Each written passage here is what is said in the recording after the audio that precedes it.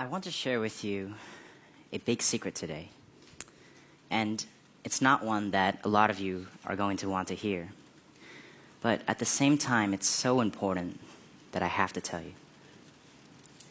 And that secret is this. What if I told you that every single day kids go to school, they become less intelligent? Now, how could that be possible? When kids go to school, they learn things, right? And they accumulate more knowledge. So if anything, they should be getting smarter. How could they possibly be getting less intelligent? What am I talking about? Well, I do hope to illustrate that to you today. Before I turned 14, I was a kid that did not know what he wanted in life. So usually when you go up to a 5 or a 6-year-old and you ask him, "What do you want to be when you grow up?" he'll say an astronaut or a businessman. I wanted to be a professional Call of Duty player. And since I had no idea about what I wanted to be when I grew up, I just listened to my parents almost 100% of the time. I trusted that they knew what was best for me. My parents wanted out of me what any typical parent would want out of their child. So go to school, keep up your grades, get out and exercise once every few years. And I was trying to do everything they asked of me, except the problem was, I wasn't even that good at school. I was terrible at science, couldn't write a 5-paragraph essay if my life had depended on it. And to this day, I still think I'm the only Asian kid in the world that doesn't understand math. I really do. But when I turned 14, that all changed.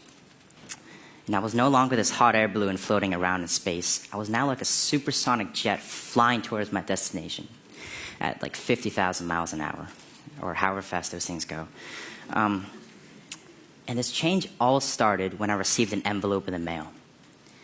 It was an invitation, not to a birthday party, I didn't get any of those, not to a playground, but to a business plan competition down in Boston. And I was curious. I was just so curious that I had to go. And the program director explained to us that over 5 months, we would form a team, develop a business idea, and present this idea to a panel of judges who would be judging us on, how good our suits are and how good our business ideas were. And long story short, over that 5 months, I formed a team, developed an idea, and we actually ended up winning that competition and taking home a check. And that one event sparked my interest for going to more and more of these competitions. And over the next 2 years of my life, I actually went to dozens and dozens of these competitions, and I was winning almost all of them. And I realized that I liked going to them so much, not just because I liked winning them, but also because I had an unrealized passion. And that was a passion for creating things. Because the one thing that my team would do differently from our other competitors every single time was that while everyone would go up and present their idea and their PowerPoint, we would go to Home Depot, buy supplies, and actually build the idea we were talking about. And the judges were just so blown away by the fact that a bunch of teenagers could go and create things, could make prototypes and minimally viable products. And we won almost every single competition just because the judges loved that we had gone and executed. At one of these competitions, I met a short-tempered, middle-aged Polish guy named Frank. And if he's here today, I better run after this. And he came up to us, and he took a look at our prototype, and he said, "I can help you guys turn this into a real company." Think about that. Isn't that cool? We as 16-year-olds were going out into the world and creating a real hardware technology startup. And at first, we were all like, time to be Steve Jobs. Let's go build Apple. Dropping out of school now. But we quickly realized, it's not that easy. So don't drop out unless you're really sure you have a good idea. But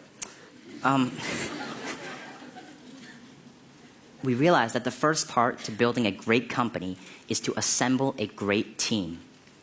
And as students, we couldn't go to bars to network. We couldn't go to networking events for adults. So we went to our school and set up this little presentation in our auditorium in which we would present our idea and hopefully kids would join our team. And we sent out an invitation to our entire school. And the first thing we noticed is that almost no one showed up. There was almost no interest.